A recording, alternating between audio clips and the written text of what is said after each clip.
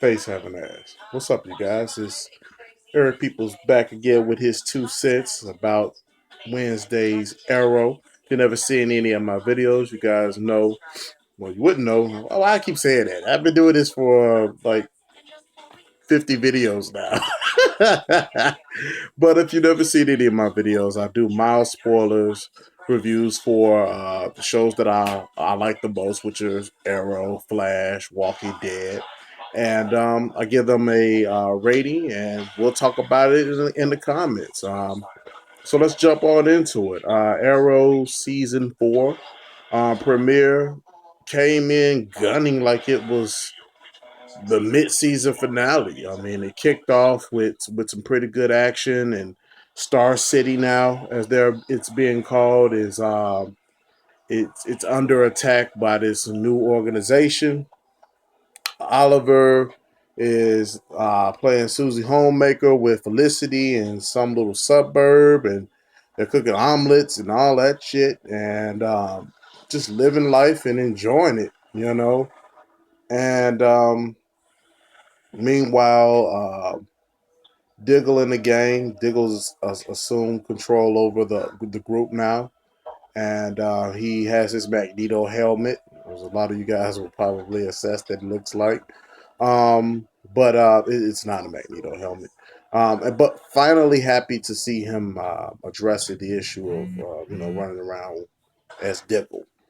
Um, yeah, but things are getting worse in Star City.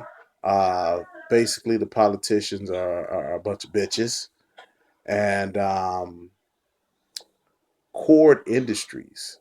Now, I'm not sure if Core Industries. I know that in the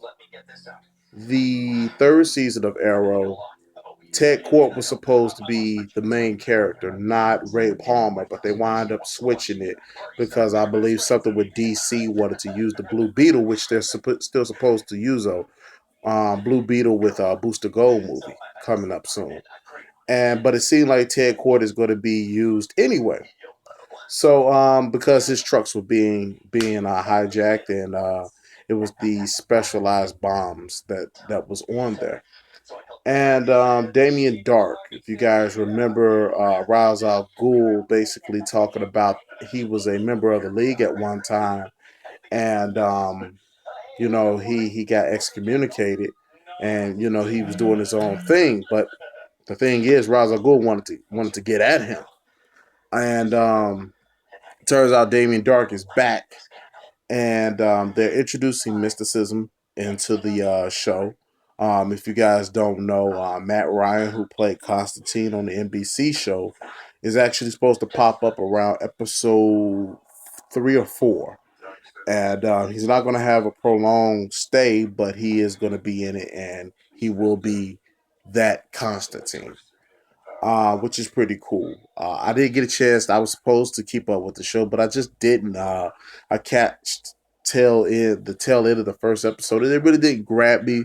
But I regret not really going back to it. So if it pops up on Netflix, I will watch it. If any of you guys have seen it, let me know. Is it worth really checking out? So yeah, Diggle and Oliver are still beefy.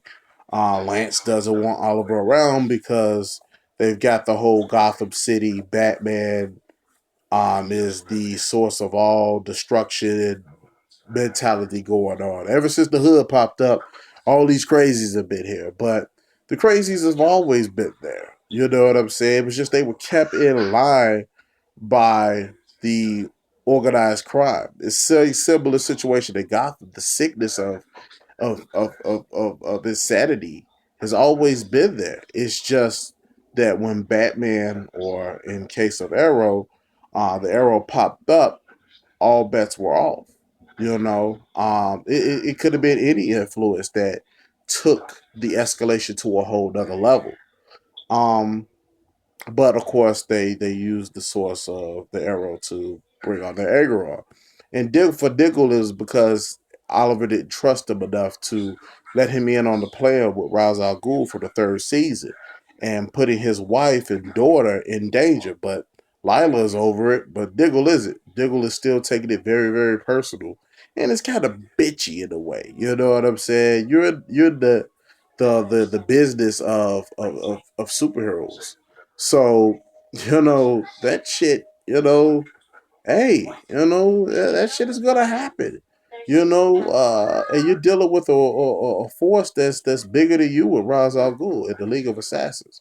So you got that going on. Thea is getting out of control, and her bloodlust, of course, because she was brought back from the dead. And Damien Dark, he's the guy that played Dum Dum Dugan in the Captain America First Avenger movie. Um, he's pretty cool, but I get the vibe that he is not the big evil. He's not the main guy. Um, in the first like 10 minutes of the episode, he literally walks into City Hall and a meeting between the heads of Star City. It just says, "Yeah, I'm in charge of these guys. We're just gonna burn the city to the ground, allow it to happen, and yeah, we'll go from there." So it was hilarious. And of course, Oliver takes on the mantle of the Green Arrow. So that's pretty cool. We're actually seeing Oliver lighten up a little bit more.